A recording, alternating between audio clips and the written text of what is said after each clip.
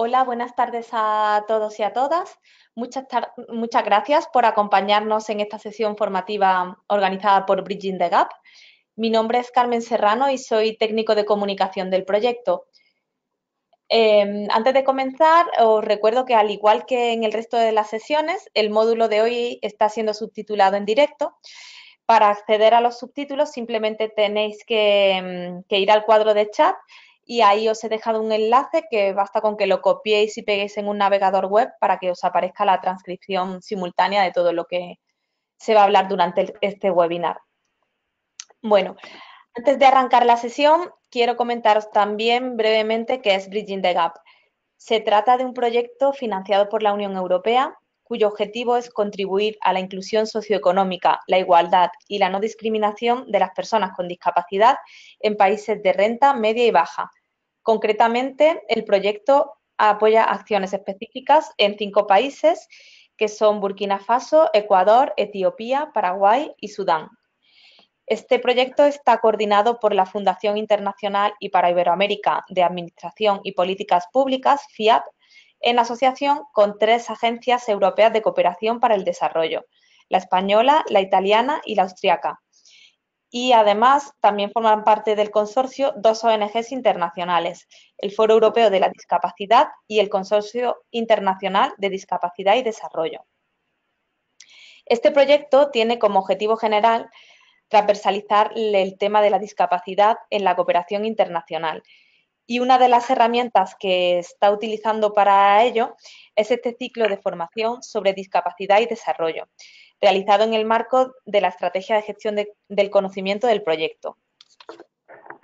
La sesión de esta tarde es sobre acceso universal al empleo y corresponde al módulo número 8 del ciclo de 12 sesiones a lo largo de las cuales estamos abordando diferentes aspectos en torno a la discapacidad y el desarrollo.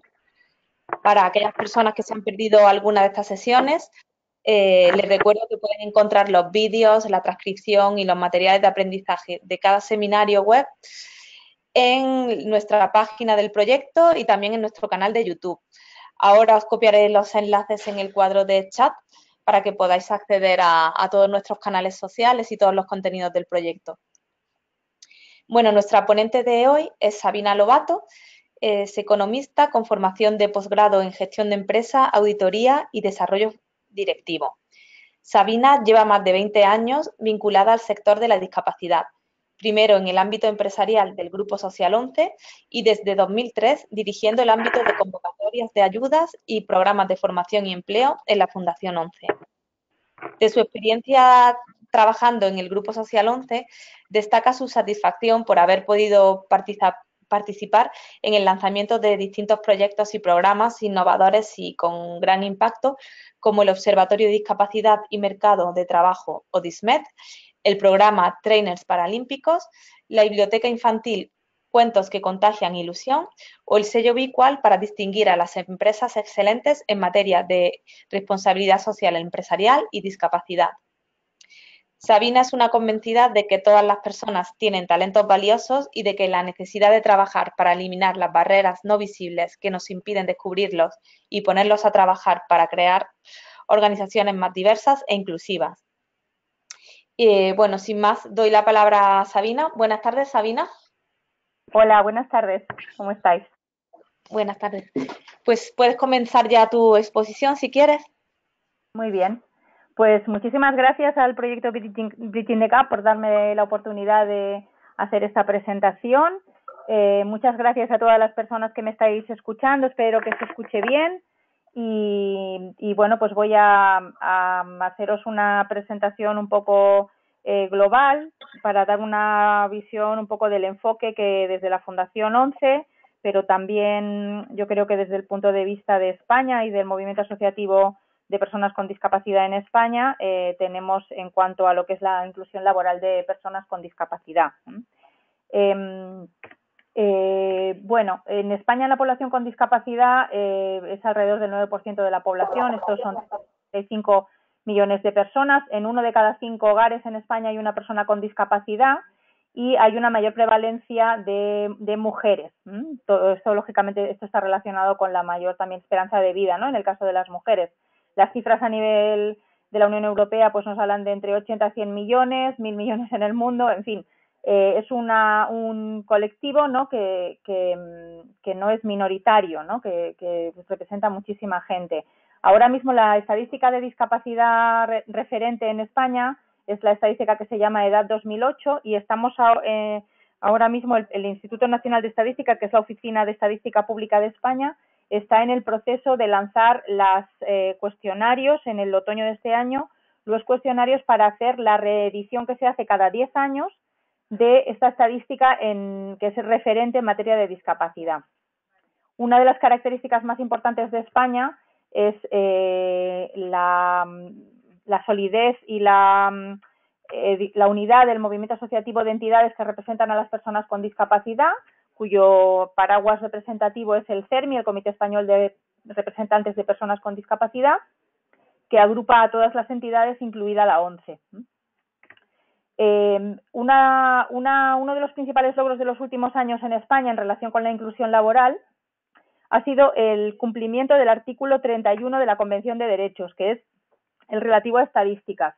Y ha comentado antes Carmen que efectivamente uno de los proyectos en los que yo he tenido pues la fortuna de participar ha sido la colaboración con la Oficina Nacional de Estadística Española para generar ese núcleo de información relevante en materia de estadísticas de empleo para poder analizar, bueno, y ver un poco cómo se evoluciona también en cuanto a la inclusión laboral de personas con discapacidad. Voy a enseñar primero esta diapositiva, que es una de nuestras. Cada año el Observatorio de Discapacidad y Mercado de Trabajo de la Fundación ONCE o DISMED hace una presentación de un informe anual que comprende toda la información relevante, ¿no?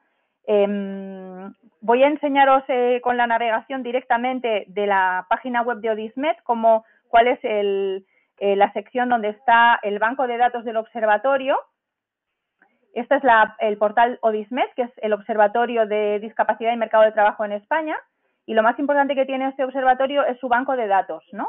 Tenemos aquí hasta 10 agrupaciones de indicadores que nos dan toda la información de estadística pública disponible en materia de discapacidad y mercado de trabajo. Entonces, por ejemplo, en el bloque de indicadores 1, integración laboral y tendencias del mercado de trabajo, vamos a ver si parece que está yendo un poco lento internet. Me vais a disculpar, si no lo pasaré directamente a la presentación. Vaya por Dios. Estos son los fallos del directo. Bueno, pues vamos a cerrarlo. Parece que ODISMED internet va bastante lento. Bueno, lo que habéis visto, ODISMED tiene un banco de datos.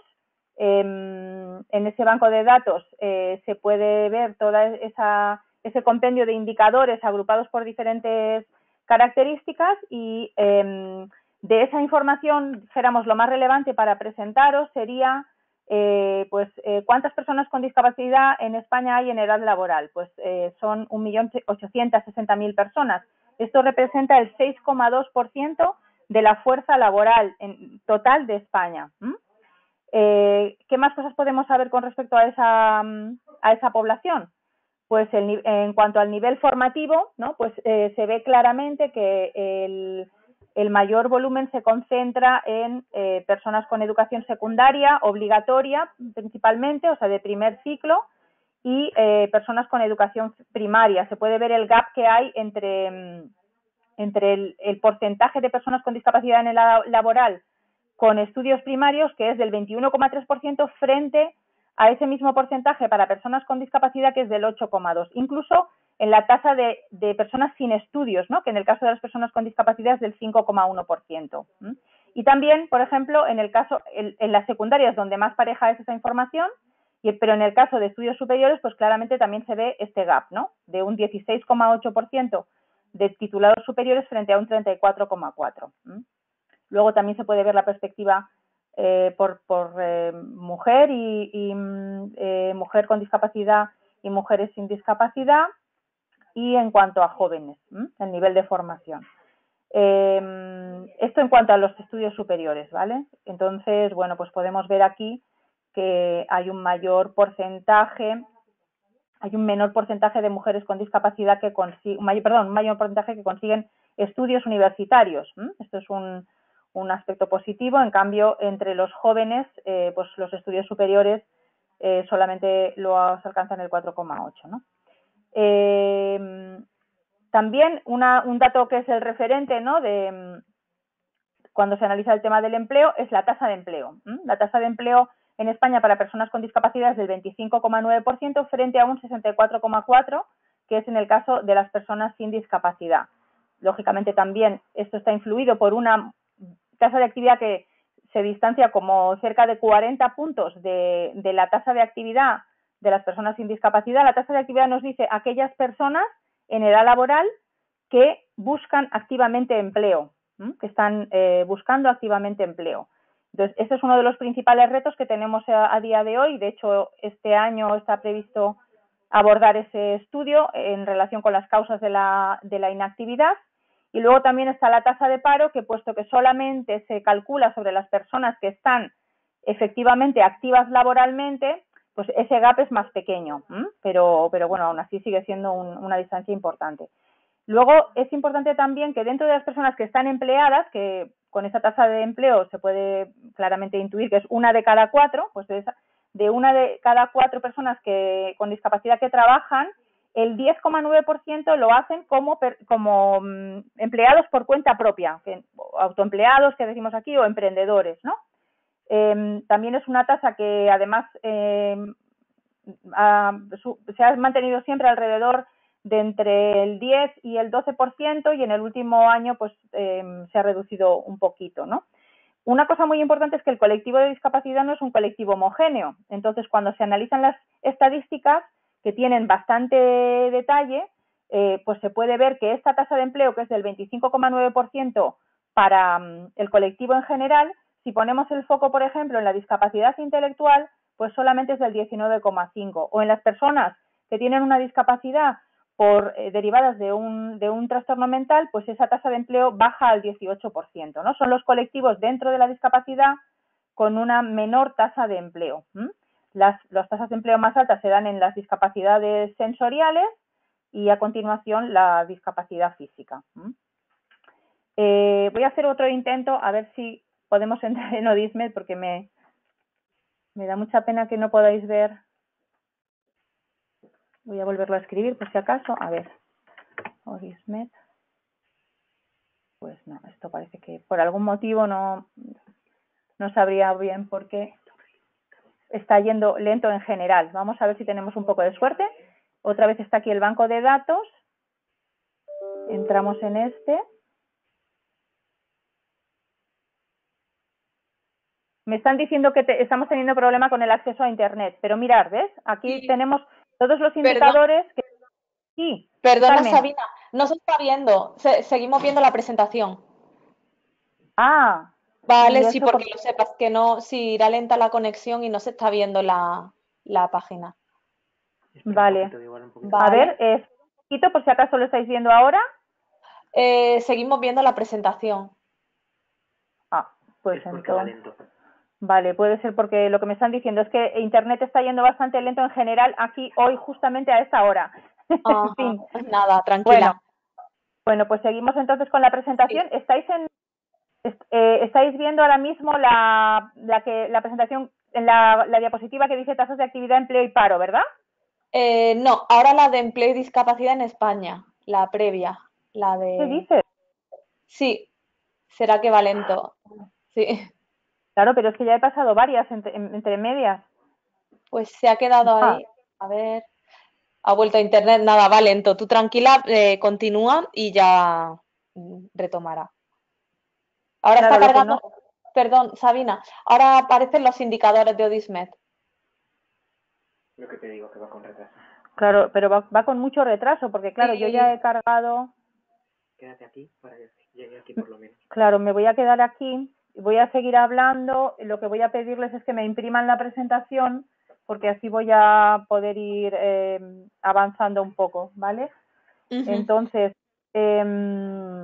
bueno, lo que quería trasladaros también es cómo sea, ¿cómo se identifica en España? Porque sé que en esto hay bastantes diferencias a una persona con discapacidad de cara a poder incluirlas en estas estadísticas, ¿vale? Lógicamente, estas estadísticas provienen de registros que tiene la administración pública y en particular lo que tiene que ver con las tasas es el resultado de una operación que hace la Oficina de Estadística Pública en la que cruza la encuesta de población activa, que es una encuesta que se hace a nivel europeo, por reglamento europeo, todos los países europeos están obligados a realizar esta encuesta, y la otra fuente de datos es la base de datos estatal de personas con discapacidad.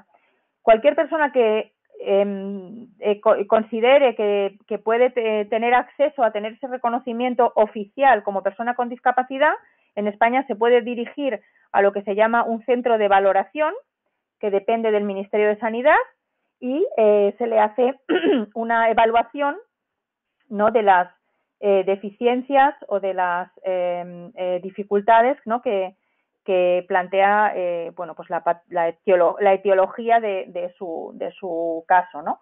Y de esa evaluación resulta en un porcentaje que pues, es el que se establece, a partir del cual la persona tiene la consideración de persona con discapacidad. Ese porcentaje es el 33%. Entonces, cualquier persona que, del resultado de esa evaluación, consiga un 33% en esa evaluación o más, tiene la consideración de persona con discapacidad. Lógicamente, todo esto, desde el punto de vista de la Convención, no tiene nada que ver con las capacidades o los talentos de la persona. Es simplemente un esquema, dijéramos, formal, en el que la Administración decide cómo aplicar ese reconocimiento oficial a la persona con discapacidad, ¿no? ¿Seguís viendo la misma diapositiva? ¿Carmen? No, Sabina, ahora vemos la de tasas de actividad, empleo y paro.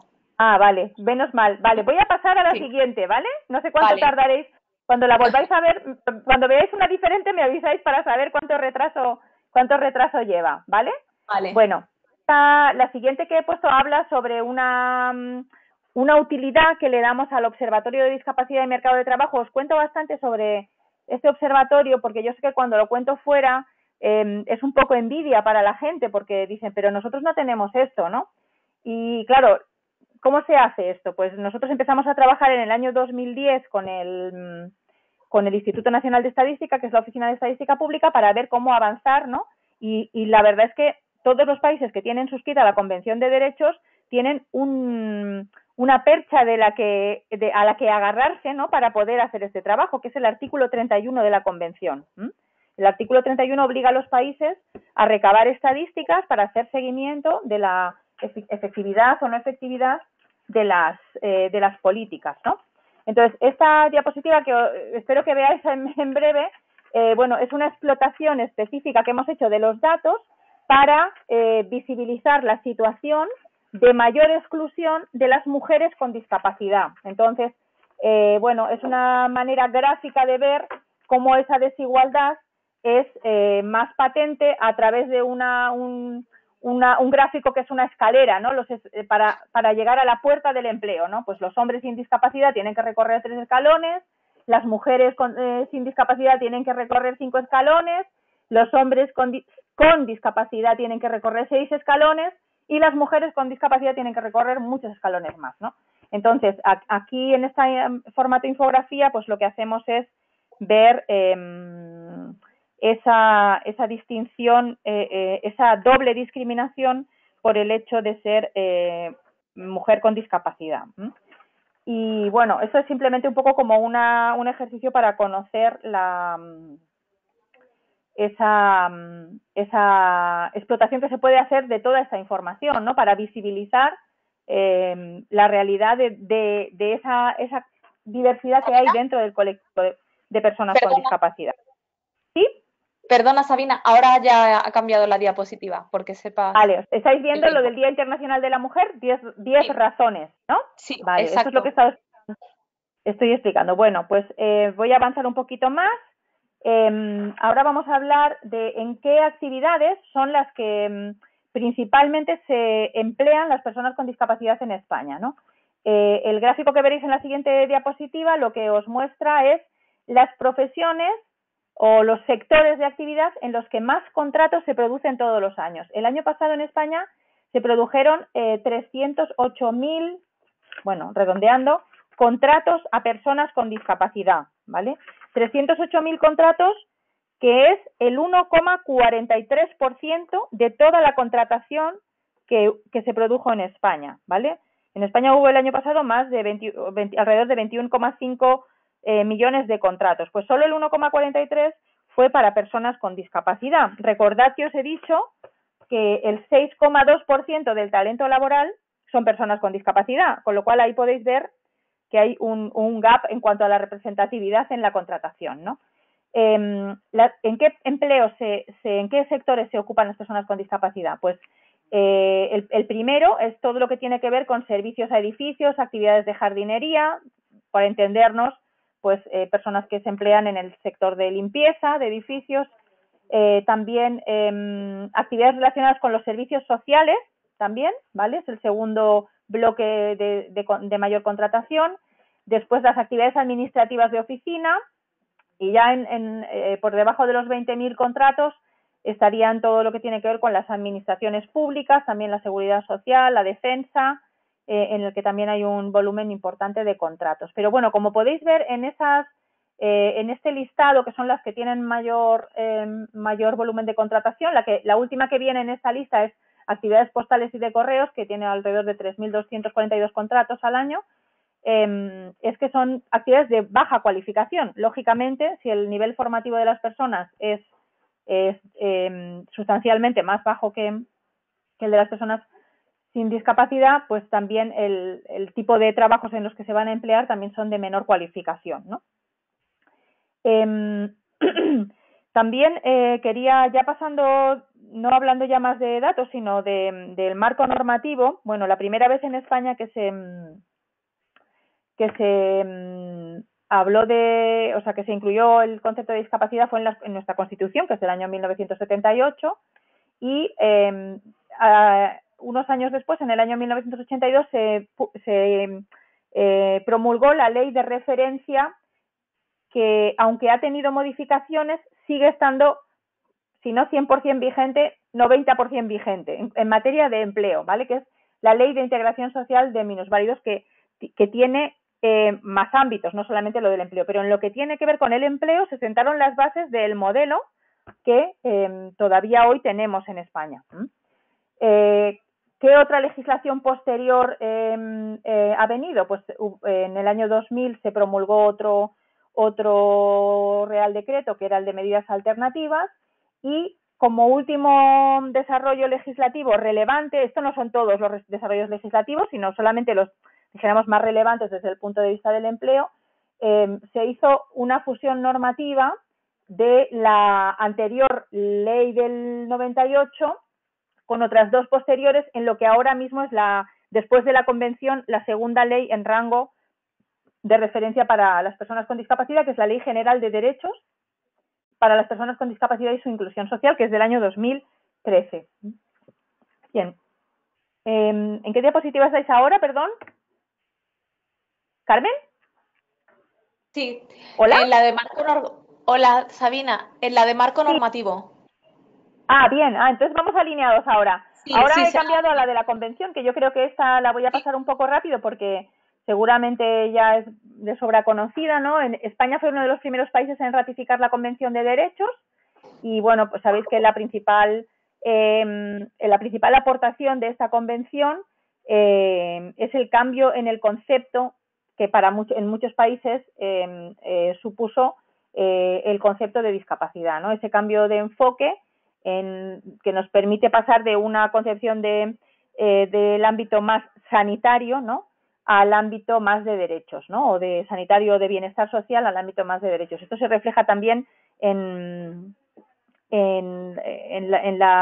las personas que están al frente de las políticas de discapacidad en España, en qué ministerio trabajan, ¿no?, porque refleja también el entendimiento mayor o menor de la convención desde el punto de vista de la administración pública y de las personas que nos gobiernan, ¿no?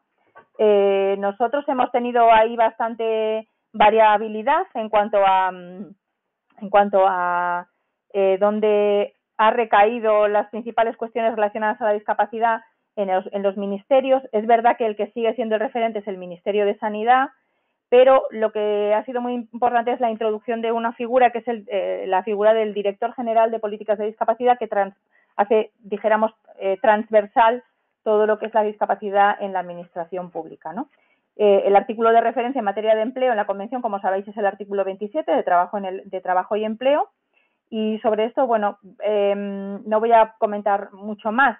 La Ley General de Derechos, como os he dicho antes, del 2013, refunde las principales leyes en materia de discapacidad, y lo más relevante en relación a ese modelo que os he comentado es que España es un país en el que existe una dualidad en el enfoque desde el punto de vista normativo de la discapacidad. ¿Por qué digo esto? Porque hay, dijéramos, un marco de referencia normativo para las empresas de más de 50 trabajadores, ¿vale? En los que aplica el sistema de cuota, y esa cuota es del 2%.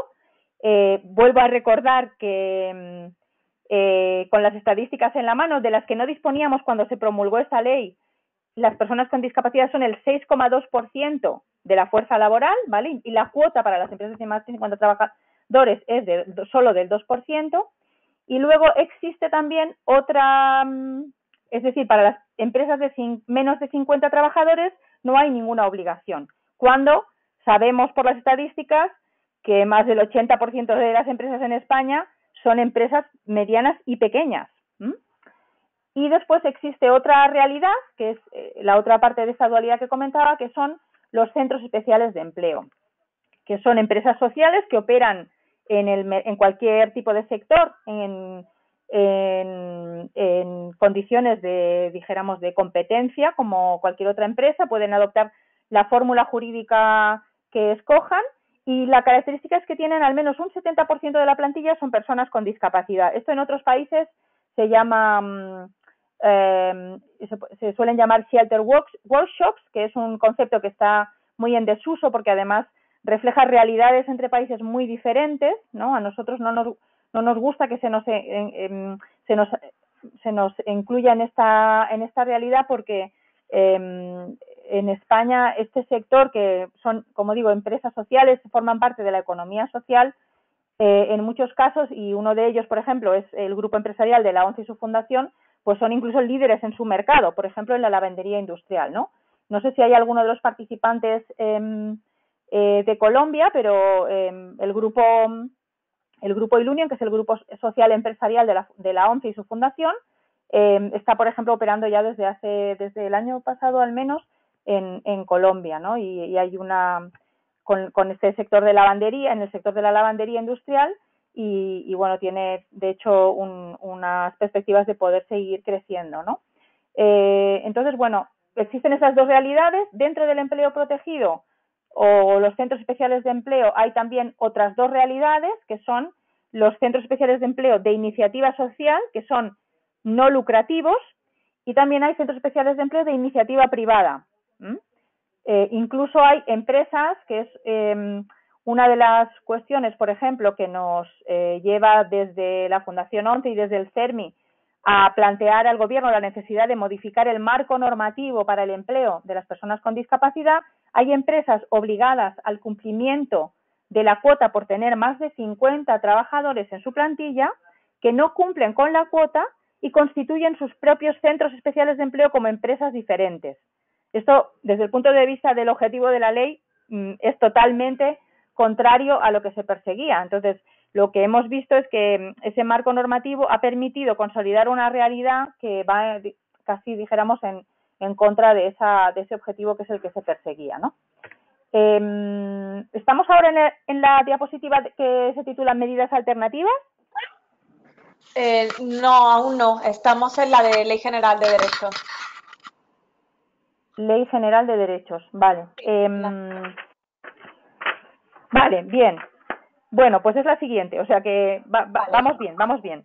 Sí. Bueno, entonces, también el marco normativo lo que establece es que para esas empresas que tienen 50 o más trabajadores pueden solicitar a la Administración el cumplimiento de esa legislación a través de lo que se llama medidas alternativas, es decir, tienen que demostrar a la Administración que no han encontrado candidatos adecuados para las ofertas de empleo que tenían o que por razones productivas, organizativas, técnicas o económicas, que es un cajón en el que cabe todo prácticamente, no han podido contratar a personas con discapacidad. Entonces, eso da pie a que se pueda excepcionalizar el cumplimiento de la cuota y poder recurrir a medidas alternativas, que esas medidas alternativas consisten en comprar bien a centros especiales de empleo, que ya he explicado lo que era, o bien a trabajadores autónomos con discapacidad en un porcentaje, o sea, un cálculo numérico que establece el propio Real Decreto de medidas alternativas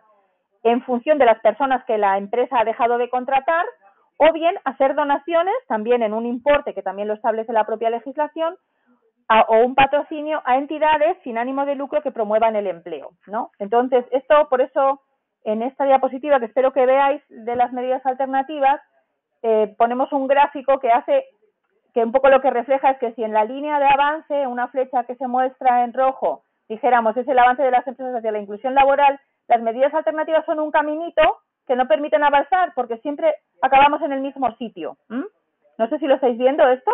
Sí, sí, sí, ya sí. ¿Estáis viendo? ¿Ve? Vale. Esto es lo que quería, lo marco aquí, ¿no? O sea, este sería el avance hacia la inclusión laboral y cuando una empresa opta por las medidas alternativas, pues bueno, busca un camino alternativo y al final acabamos en el mismo sitio, ¿no? Se produce un avance realmente muy lento. Esto es otra de las cosas que también se quiere cambiar. Yo sé que en otros países también existen sistemas similares a este, ¿no? Por ejemplo, en Francia sé que lo que se hace es que esa donación se hace a un fondo que administra la propia administración pública, entonces, bueno, quizá eso pueda ser a lo mejor más efectivo, ¿no? Pero en el caso de España ya os digo que este sistema lleva, dijéramos, en solicitud a los diferentes gobiernos de revisarse, ¿no? Y modificarse, ¿no?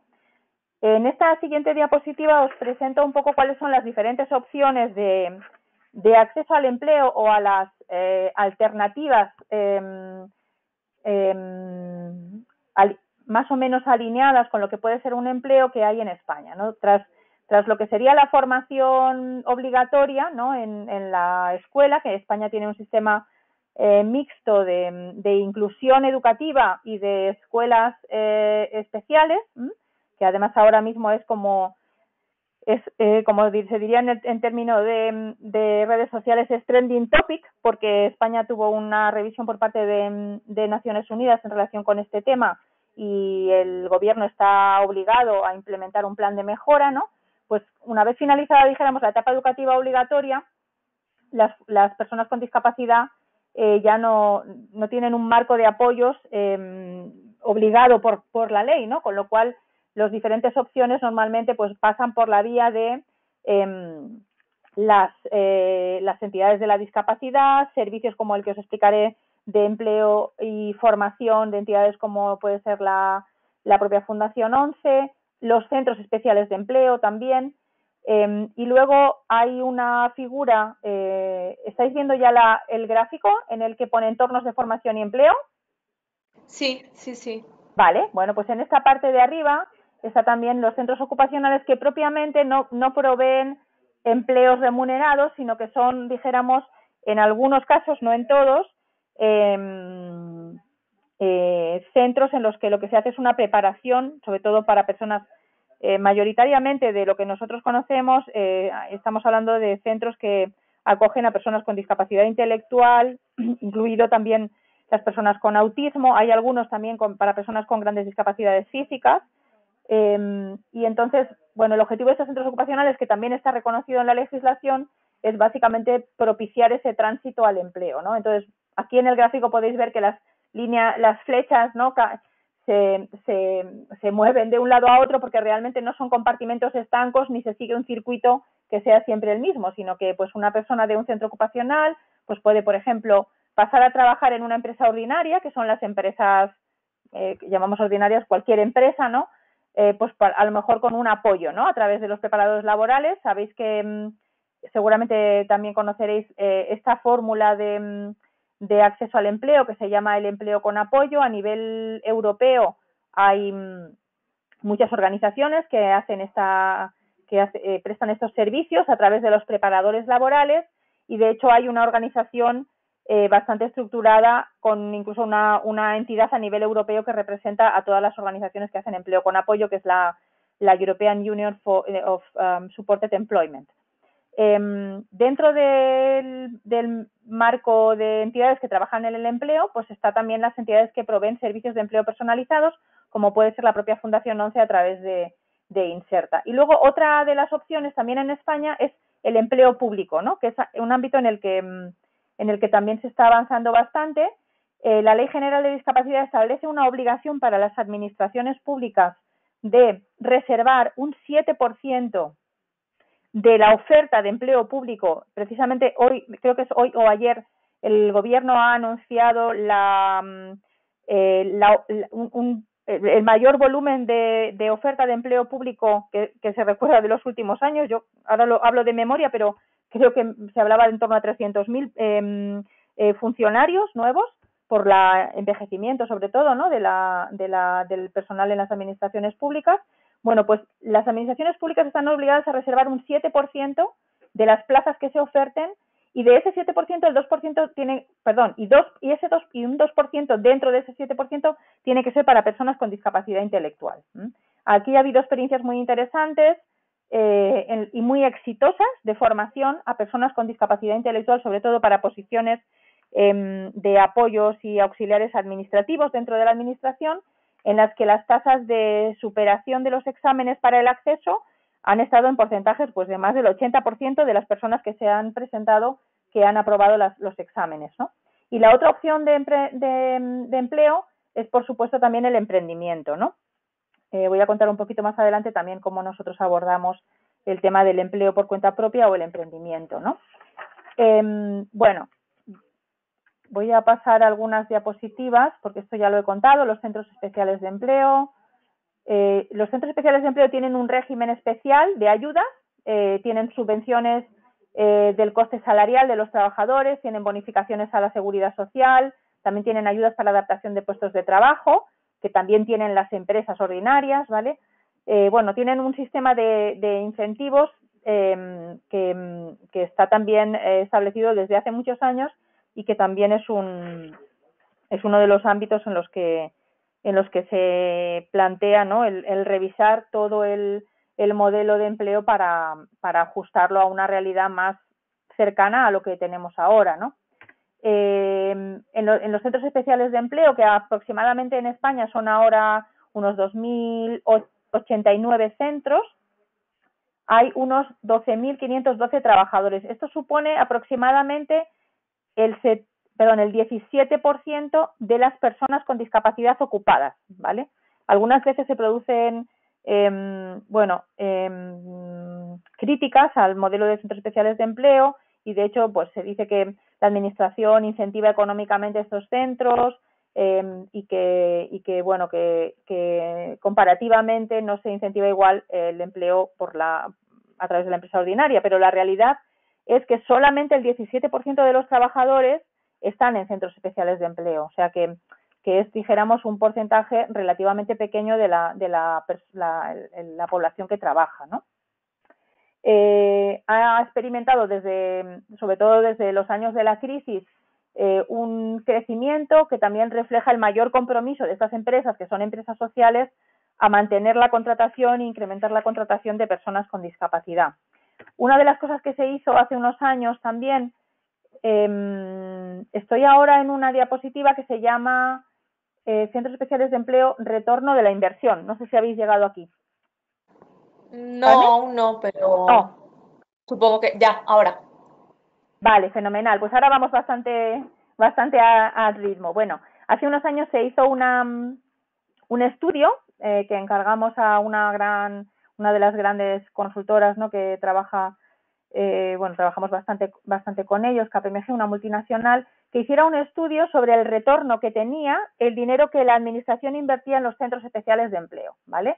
para demostrar que no era un gasto, sino que era una inversión, ¿no? Entonces, este gráfico lo que refleja es todos los ingresos que pueden rastrearse, o sea, que ese dinero está realmente en las cuentas públicas, que se genera como consecuencia de todas las personas que están empleadas en los centros especiales de empleo, en términos de retornos por el impuesto sobre la renta, retornos por las cotizaciones a la seguridad social que hacen las empresas y los trabajadores, por el impuesto del valor añadido, o sea, por diferentes líneas de ingreso para la administración que se van detallando aquí y que todas tienen incluso algunas están relacionadas, por ejemplo, con pensiones que no se pagan, por ejemplo, el retorno de pensiones contributivas. Este dinero sería el que, como consecuencia, que son más de 43 millones de euros, como consecuencia de que las personas están trabajando, la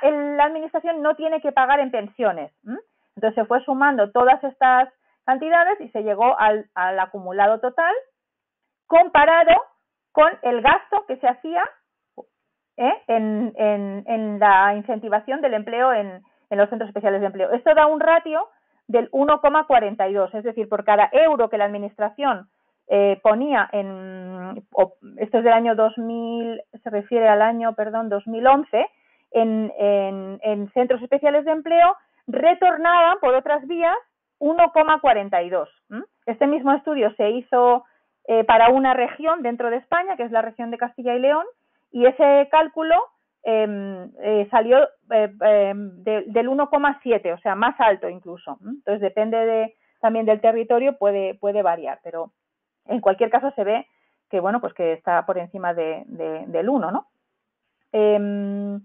No sé cómo vamos de tiempo, Carmen, porque quería poneros algún vídeo y no sé si con el... Sí, no sé si Sabina, con el tema... podrías Sí, probar. Lo único es el tema de la conexión, que quizás no ya, es funcione. que me da un poquito de miedo. Tengo un vídeo que dura como 3 minutos, 3:43, que es el vídeo del Grupo Social Empresarial de la Fundación 11 Ilunion, para que os hagáis una idea de lo que estamos hablando cuando hablamos de centros especiales de empleo, o por lo menos una parte importante de los centros especiales de empleo en España, en este caso que emplea más de 37.000 trabajadores. Voy a intentarlo, a ver qué pasa, ¿vale? Vale.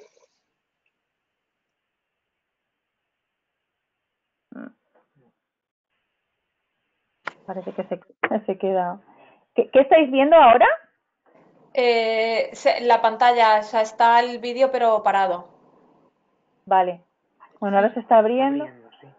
No sé si veis que se abre o seguís viendo la pantalla. Es que esto nos ha pasado antes. No, nada, la pantalla. Vale, vamos a esperar un poquito a ver si veis Sí, la pantalla de YouTube, ¿vale? sí, eso la vemos. Ahora El ya estáis en reproductor. YouTube, ¿no? Bueno, está el reproductor, pero arriba pone Ilunio y el reproductor de vídeo. Vale, le voy a dar, ¿vale? A ver qué pasa. Más de 25 años en la ONCE y su fundación nos propusimos un reto, que las personas con discapacidad tuvieran un empleo digno y comprometido ¿Lo con veis? la sociedad. No, Una labor ha vuelto de hecho a la página web de Odismet.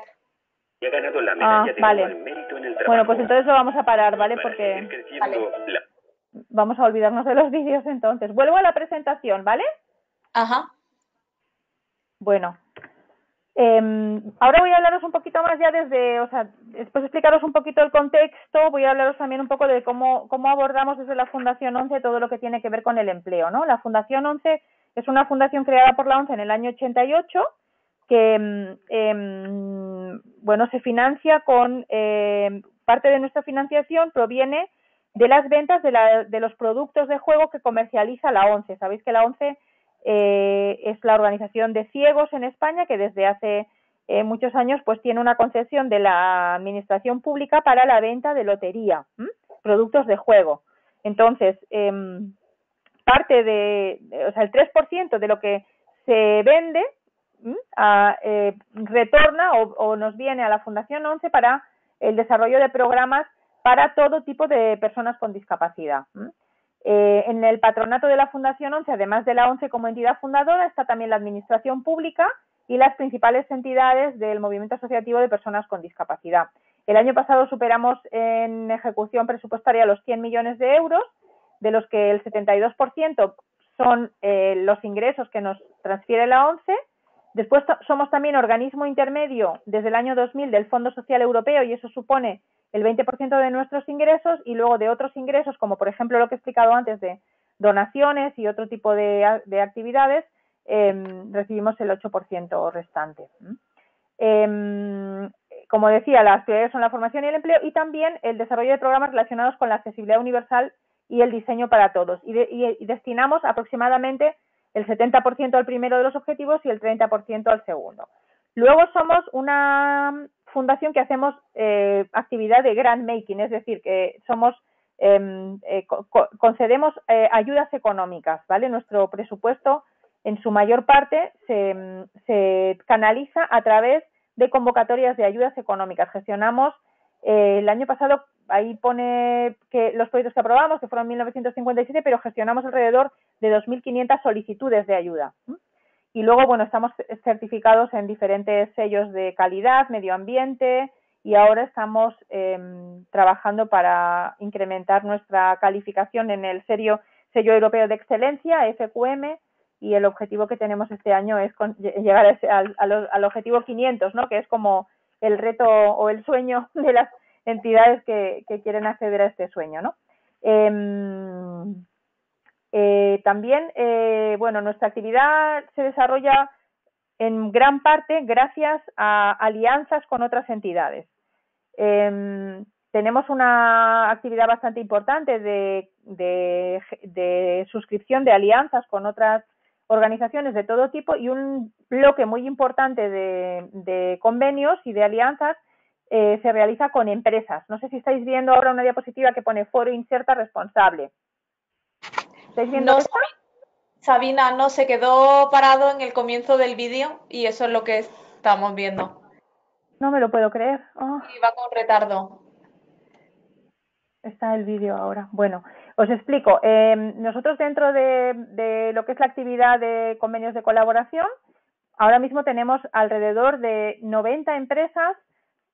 Muchas de ellas son referentes o las empresas más grandes que hay en cada sector de actividad. Por ejemplo, estoy mirando dentro de los logos que veréis, espero próximamente en la pantalla, algunas empresas que operan a nivel internacional y también en Latinoamérica. Por ejemplo, pues tenemos convenios de colaboración con el Banco Santander, con el BBVA, con multinacionales como BT, British Telecom o como consultoras como EY, con McDonald's, con IKEA, en fin, con muchas empresas, ¿no? que se han comprometido a través de la firma de un convenio de colaboración con la Fundación ONCE, y ese compromiso incluye un compromiso específico de contratar un número concreto de personas con discapacidad en el plazo de vigencia del convenio. Entonces, eso nos da pie a nosotros a diseñar un plan de trabajo con esa empresa para que ellos puedan ir incorporando personas con discapacidad. ¿Y esto cómo lo hacemos? Pues lo hacemos porque la Fundación ONCE tiene la mayor base de datos de personas con discapacidad demandantes de empleo. Tenemos esa base de datos que gestionamos, es incluso mayor que la del propio Servicio Público de Empleo, que el otro día en España se publicó un estudio de la Oficina Nacional de Estadísticas sobre los empleos, ¿no? Y bueno, de ese estudio resulta que creo que solo alrededor del 3% de los contratos se generan a través de los servicios públicos de empleo, con lo cual hay muchas entidades como nosotros o como las empresas de trabajo temporal que son las que realmente están generando, ¿no?, ese movimiento en la contratación. Hemos hecho también observatorios sobre la accesibilidad a los centros de trabajo, ¿no? Este estudio es del 2015, no sé si habéis llegado ya por aquí. Poner accesibilidad universal en la Fundación ONCE, centros de trabajo. Carmen, ¿habéis avanzado un poquito? No, sigue en el vídeo. Uf. Sí. Vale, bueno.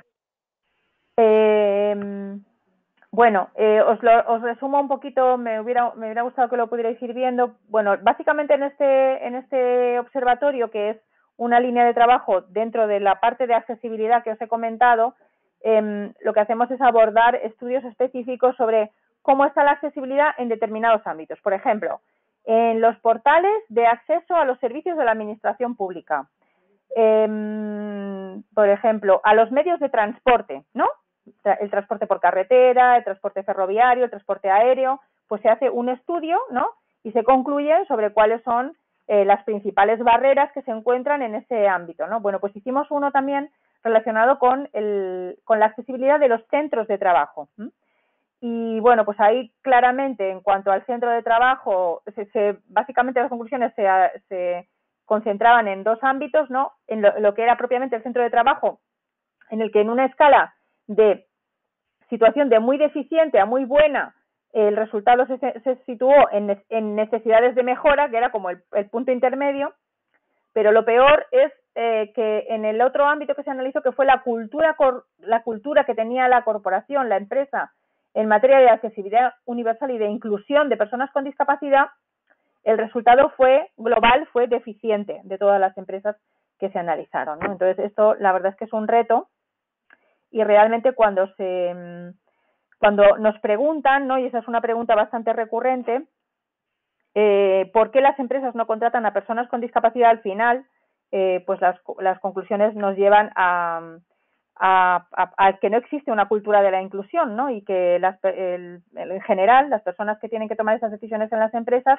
pues como es muy probable que no hayan convivido con una persona con discapacidad a lo mejor cuando fueron a la escuela, o no tienen a alguien en la familia, pues es muy difícil que esta realidad no les resulte cercana y puedan no tener ningún tipo de prejuicio para tomar este tipo de decisiones, ¿no? ¿Qué razones daban las empresas realmente para decir que no se abordaba la accesibilidad? Pues esto refleja lo que estoy diciendo. Pues decían que las personas tenían una baja empleabilidad, también decían que era muy difícil planificarlo, que no se percibía qué retorno o qué beneficio se podía obtener de esa inversión que se hiciese en la accesibilidad de los centros de trabajo, en fin. Algunas pues resultan razonables y otras realmente tienen que ver con la cultura de inclusión, ¿no? También quería hablaros un poquito de cómo abordamos el tema del emprendimiento. Nosotros, desde que se creó la Fundación 11 en el año 88, tenemos un programa de apoyo a emprendedores. No genera las mayores cifras en cuanto a resultados en términos de empleo de lo que hacemos, pero bueno, es una línea que tiene para nosotros mucho valor porque al final son personas que establecen su propia empresa y que en muchos casos acaban siendo empleadores de otras personas con discapacidad.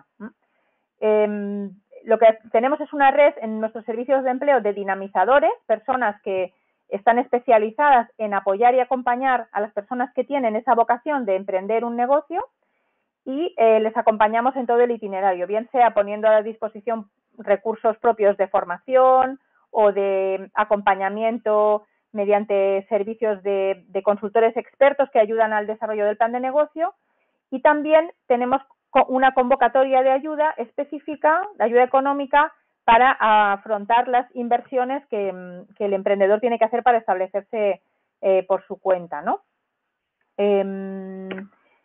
Bueno, tengo aquí también una presentación. No, espero que hayáis avanzado un poco. Carmen, ¿habéis podido avanzar un poco? Sí, estamos en la de los resultados del observatorio.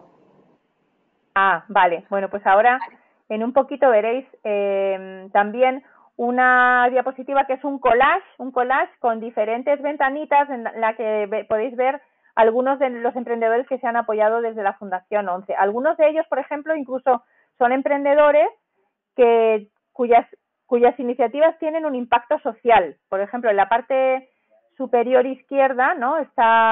Se ve ahí Raquel Cárcamo, Óscar Puello y Esther Muñoz, que constituyeron una cooperativa, son personas con discapacidad intelectual, y constituyeron una cooperativa que se dedica a asesorar a empresas y organizaciones en materia de accesibilidad cognitiva, que es todo lo que tiene que ver, seguramente a lo mejor habéis oído, con todo lo que tiene que ver con la comprensión de los entornos, los espacios, la información sobre los productos, la documentación para las personas con discapacidad intelectual. Por debajo de eso está todo lo que tiene que ver, por ejemplo, con la accesibilidad y la accesibilidad cognitiva y la lectura fácil, en los documentos en lectura fácil. También hay, por ejemplo, otro emprendedor que está en la parte inferior, le veis en silla de ruedas con su mujer, Pau Torres, por ejemplo, que es una persona con esclerosis lateral amiotrófica y que bueno, después de detectársele la discapacidad, decidió establecerse en una de sus pasiones, que es el mundo del vino, ¿no? Y entonces él embotella su propio, no tiene bodega, sino que compra y embotella su propio vino con su propia marca, y parte de los beneficios lo destina a la investigación en enfermedades poco frecuentes. Tenemos, la verdad, que emprendedores de todo tipo, ¿no? Y cada vez hay mayor variedad, y también una cuestión que estamos viendo en los últimos años es que cada vez hay más proyectos que están apoyados en la tecnología. El perfil del emprendedor, bueno, esto no tiene a lo mejor mucha relevancia para vosotros, pero la edad media es de 41 años, suelen tener estudios superiores, aunque no universitarios necesariamente, emprenden en el sector servicios, normalmente son de ámbito más bien urbano, y la discapacidad más predominante es la discapacidad física, que es la que realmente tiene mayor prevalencia, ¿no? Y normalmente hay una mayor presencia de hombres. En los emprendedores que apoyamos, alrededor del 38% son mujeres. De la región en España donde más emprendimientos apoyamos es Andalucía. ¿Qué más? También os voy a contar sobre... No sé cómo vamos de tiempo, Carmen. Pues 5 minutos, 10 minutos más máximo. Vale, bueno. También en el último año, está de hecho pendiente de presentarse, hemos desarrollado una metodología para con un proyecto piloto para las entidades que trabajan apoyando a personas con discapacidad con mayores dificultades en el empleo, para que puedan desarrollar programas de apoyo al emprendimiento. Entonces, bueno, es una metodología que próximamente tendremos colgada en nuestra web y a la que podréis acceder, en la que planteamos no solamente cómo desarrollar un plan de trabajo para propiciar ese emprendimiento individual o colectivo entre personas con mayores dificultades, sino también una batería de herramientas para trabajar con el emprendedor lo que es la ideación y el diseño del plan de negocio, ¿no? Algunas cosas no las voy a contar porque si no me voy a extender mucho, pero bueno, un tema importante que tengo aquí en la presentación también es que las personas con discapacidad, hicimos un estudio muy interesante desde el punto de vista de cómo convencer a las empresas para que contraten a personas con discapacidad y hacer sus empresas más diversas, y es el mercado que suponen las propias personas con discapacidad desde el punto de vista de clientes, ¿no? Bueno, pues las conclusiones de ese estudio dicen que 1.300 millones de personas en el mundo tienen una capacidad de compra de 8 billones de dólares de gasto. Claro, esto significa, desde el punto de vista de la empresa, que cuantas más personas con discapacidad y más diversa dentro de la discapacidad tengas en tu plantilla, más capaz o más potencialmente mejor preparada estarás como empresa para ofrecer servicios y productos que se adecúen a ese mercado, ¿no? Que son 91 millones de personas en Europa, por ejemplo, con una capacidad de gasto de 3,1 billones de euros, ¿no? O sea que en España solamente pues estamos hablando de 4,12 millones de personas, como os he dicho anteriormente, ¿no? Y en cuanto a familias, estamos hablando también de 3,2 millones. Si a eso le sumamos los 8,4 millones de personas mayores que hay en España, que tienen el mismo tipo de necesidades, desde el punto de vista de la empresa, ¿no? Nos podemos hacer una idea de ese potencial de mercado que hay, ¿no? Hemos trabajado nosotros también algún proyecto que es muy interesante por la replicabilidad que puede tener para las personas que me estáis escuchando, que tiene que ver con la formación financiera, que esto es un ámbito que está muy vinculado al ámbito laboral. Lógicamente, en este caso es un recurso que está destinado a personas con discapacidad intelectual y que se puede gestionar a través de entidades que trabajen con personas con discapacidad. Es un recurso de formación en el que cada persona va avanzando a su ritmo, ¿no? en la formación, y va adquiriendo pues los conceptos financieros básicos, cómo hacer un uso responsable del dinero, cuáles son los conocimientos que aplican al mundo laboral y también aprender una contabilidad básica. Esto está directamente ligado con la consecución de un empleo. La persona tiene que tener esa formación para poder administrar y tener su propia autonomía desde el punto de vista económico, ¿no? Y esto lo hacemos en colaboración, somos una entidad colaboradora de los principales organismos reguladores que hay en España en este ámbito financiero, que es la Comisión Nacional del Mercado de Valores. Creo que en Latinoamérica tienen otra denominación, pero si me acuerdo os lo digo, no me acuerdo. Y luego el Banco Central Español, que tiene sus competencias todavía. Como sabéis, en Europa tenemos el Banco Central Europeo, pero bueno, los bancos nacionales tienen también su propia...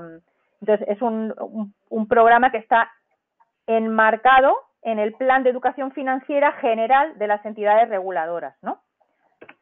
Hemos hecho también un recurso que también se puede acceder a él. Es una biblioteca infantil y que está destinada a sensibilizar a los más pequeños sobre la discapacidad y que es una biblioteca de cuentos.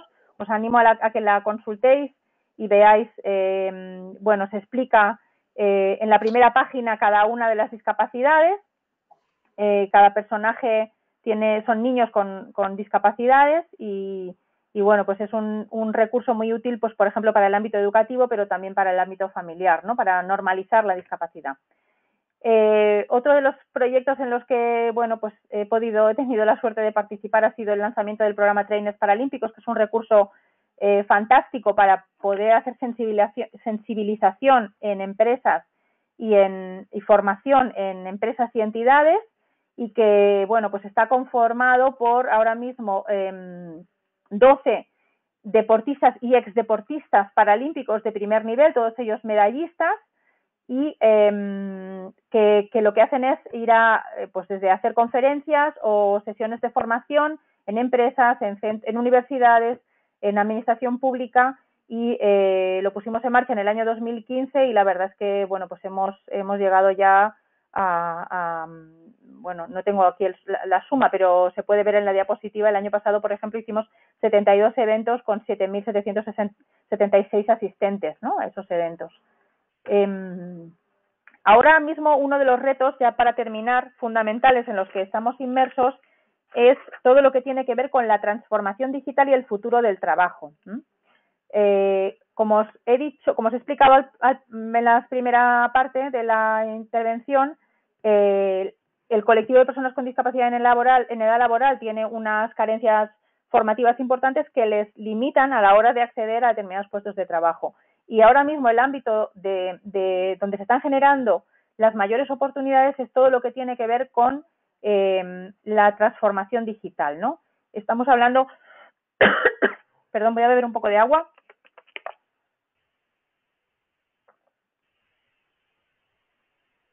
Bueno, pongo en la diapositiva, no sé en cuál estáis ahora, Carmen. ¿Hola? Hola, Sabina, se quedó en la de resultados del objetivo, del observatorio. Bueno, todavía os faltan unas pocas. Vale. Bueno, en cuanto a la transformación digital, por ejemplo, pues una de las posiciones, algunas de las posiciones que ahora mismo tienen mayor demanda en España, por ejemplo, son posiciones relacionadas con los analistas de datos, con desarrollos de software y aplicaciones, especialistas en comercio electrónico y redes sociales, que en muchos casos no se cubren las ofertas, ¿no?, que se producen, ¿no?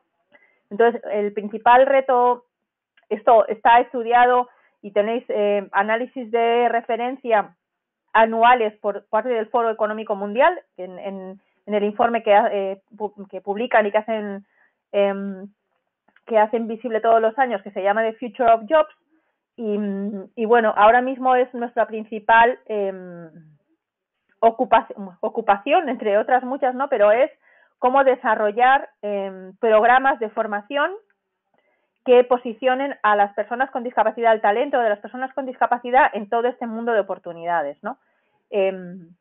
Bueno, os dejo también ahí algunas diapositivas interesantes que no son mías, sino que las he cogido de la red, pero que hablan de cómo será el empleo del futuro, ¿no? En algunos casos ya del presente, y pues que habla de pues que cada vez va a haber más competencia, que esa competencia incluso no va a ser a nivel de país, sino a nivel global, porque hay muchas empresas que ya no tienen a sus trabajadores en un centro de trabajo, sino que los tienen deslocalizados por todo el mundo, ¿no?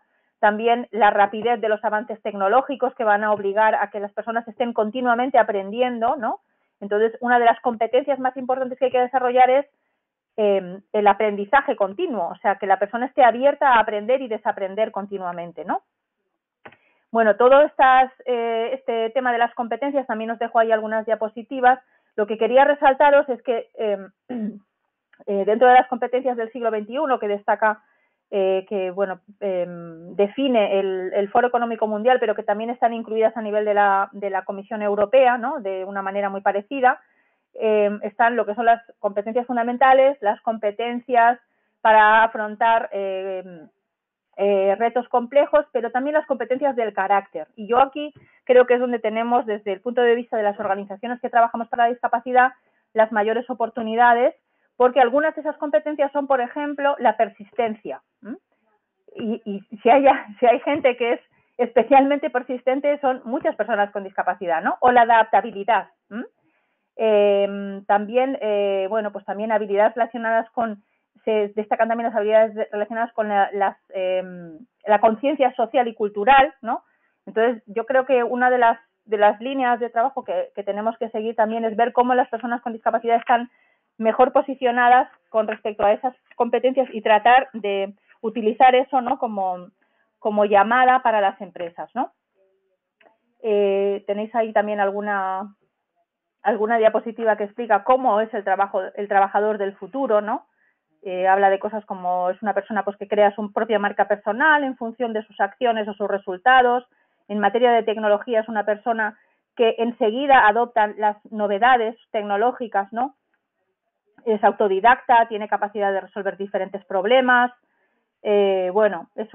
Tampoco es mía la diapositiva, pero la tenéis ahí, el concepto de nomad, ¿no? El concepto creado por John Moravec, que describe a los profesionales del futuro. Nuestra primera experiencia, hemos hecho bastantes cosas en el pasado relacionado con la formación en el ámbito tecnológico, pero bueno, el año pasado pusimos en marcha una iniciativa con jóvenes. Eran jóvenes que en España y en Europa estaban bajo el paraguas de lo que se llama la garantía juvenil, porque son jóvenes hasta 30 años que ni trabajaban ni estaban en los circuitos de formación, es decir, que realmente estaban, dijéramos, en una situación de muy pocas expectativas. Entonces pusimos en marcha una iniciativa que se simultaneó en 3 ciudades en España, Madrid, Barcelona y Sevilla, en la que formamos a 220 jóvenes con estas características que os he dicho, de distintas discapacidades, incluidas discapacidades intelectuales, personas con autismo, personas sordas, todo tipo de discapacidades, y se desarrolló un programa en 2 fases, ¿no? Una con unos contenidos más generalistas con 100 horas de duración, y luego hubo una selección y nos quedamos con 150 alumnos a los que se dividió en 3 itinerarios. Los itinerarios tenían que ver con, tenéis en una de las diapositivas los contenidos de la fase 1 de esa formación, y en la fase 2 los itinerarios eran, uno era marketing y diseño, el otro era programación y el tercero era nuevas profesiones tecnológicas, en el que se hablaba pues de las principales tecnologías, se abordaron todas las principales tecnologías que están transformando los negocios y las organizaciones. La robótica, el Internet de las cosas, la inteligencia artificial, la impresión 3D, la ciberseguridad, en fin, todas estas tecnologías que están rápidamente transformando nuestra sociedad. Fue una iniciativa muy interesante en la que aprendimos mucho y que ahora mismo se está convirtiendo en un proyecto muy ambicioso de tener un recurso permanente que esperamos consolidar este año de formación para posicionarnos como referente en la captación de talento vinculado a la tecnología. Y bueno, con esto terminaría mi presentación y estoy pues a vuestra disposición para que me preguntéis lo que queráis, y lo que pueda resolveros os lo resuelvo sobre la marcha, y lo que no pues me quedo pendiente para poder daros una respuesta. Carmen. Sí, sí, gracias, Sabina. Bueno, os recuerdo a todos los participantes que podéis dejar vuestras preguntas en el cuadro del chat y en la herramienta preguntas por escrito, o también levantar la mano en la herramienta de la manita para que os abramos el micro y podáis preguntar. A ver, de momento tenemos una pregunta de Soledad Torres y comenta: hola, desde Quito, Ecuador. ¿Podrías explicar cómo son los procesos de cualificación o certificación de competencias laborales para el empleo en personas con discapacidad que no tienen educación superior, quizás solo la escuela o el bachillerato? Si puedes recomendar textos, páginas web, etcétera. Bueno, a ver, nosotros me imagino que como en otros países existen programas, dijéramos, dependientes de lo que es el Ministerio de Educación. Si la persona, por ejemplo, que os sucede en muchos casos, no ha titulado la educación obligatoria, existe la formación para adultos, ¿no? Para poder obtener esa cualificación que por lo menos te da el título de lo que se llama en España educación secundaria obligatoria, ¿no? Que es muy importante desde el punto de vista de las personas con discapacidad. Y después en España hay una institución que se llama el Instituto Nacional de las Cualificaciones. Lo cierto es que yo te soy sincera, desde mi punto de vista, yo creo que muchas personas que trabajamos en este ámbito de la discapacidad, creo que salvo para algunas profesiones en las que la cualificación es un requisito de entrada, en el resto y en la generalidad de las ofertas de empleo, las empresas no valoran la cualificación siempre que no sea una titulación universitaria, lógicamente. Quiero decir, por ejemplo, para trabajar en un restaurante, pues efectivamente tienes que tener una titulación que es la titulación como manipulador de alimentos. Pero realmente, o sea, ya te digo, salvo contadas excepciones, ¿no? El tener una cualificación reconocida muchas veces no es la puerta hacia el empleo. De hecho, nosotros muchas de las formaciones que impartimos son títulos, o sea, son formaciones propias, ¿no? En las que nosotros hacemos el diseño de contenidos de la mano de la empresa que tiene la expectativa de contratar y no tiene un reconocimiento oficial. Sí que es verdad que estamos tratando que en aquellos sectores en los que exista esa dijéramos, barrera de entrada para la persona, ¿no? Intentar homologar, ¿no? Esa formación para que pueda ser reconocida como lo que se llama certificado de profesionalidad, que es como técnicamente se llama, ¿no? Ese reconocimiento formal de la cualificación. Si necesitas más información sobre esto, tendría que pedirla, nos podrías dejar un correo electrónico y te podría enviar alguna cosa más.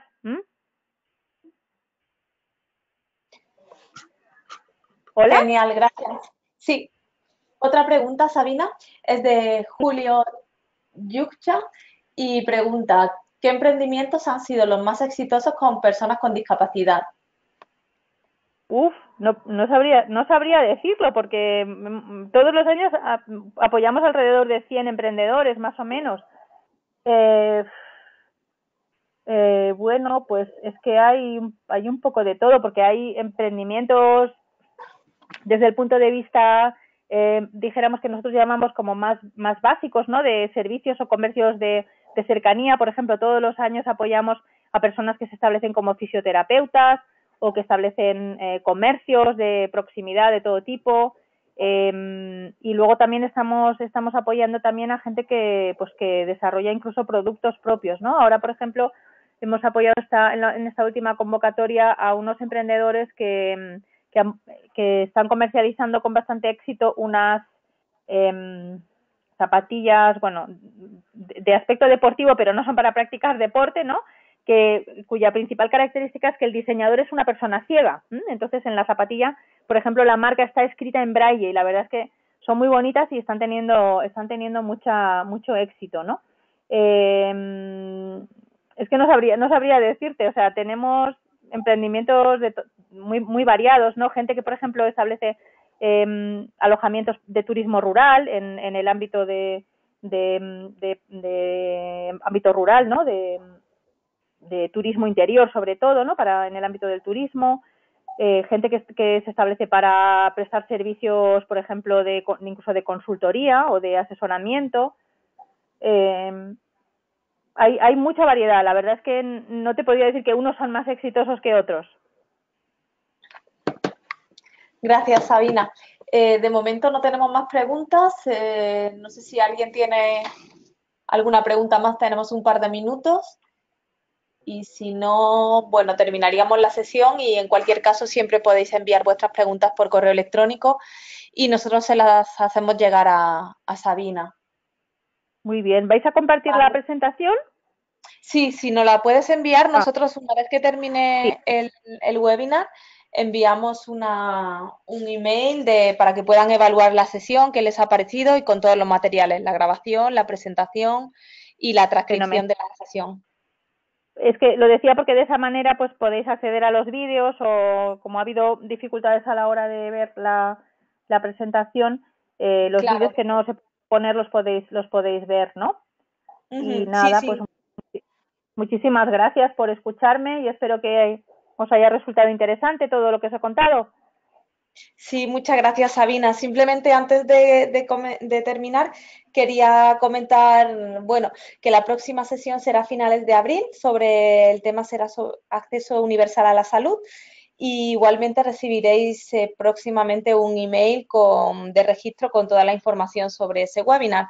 La información sobre este webinar os llegará también los próximos días con la presentación de Sabina para que podáis acceder a todos los contenidos, la grabación, la transcripción, etcétera. Y recordaros también que las personas que estéis siguiendo este ciclo formativo, si asistís a un mínimo de 9 de las 12 sesiones y completáis la evaluación, tendréis acceso a un certificado de seguimiento de los webinars. Y bueno, por mi parte nada más, simplemente dar las gracias de nuevo a Sabina y muchas gracias a todos vosotros y vosotras por seguirnos. Buenas tardes. Muy bien, muchas gracias. Muchas gracias, Sabina. Chao. Adiós. Adiós.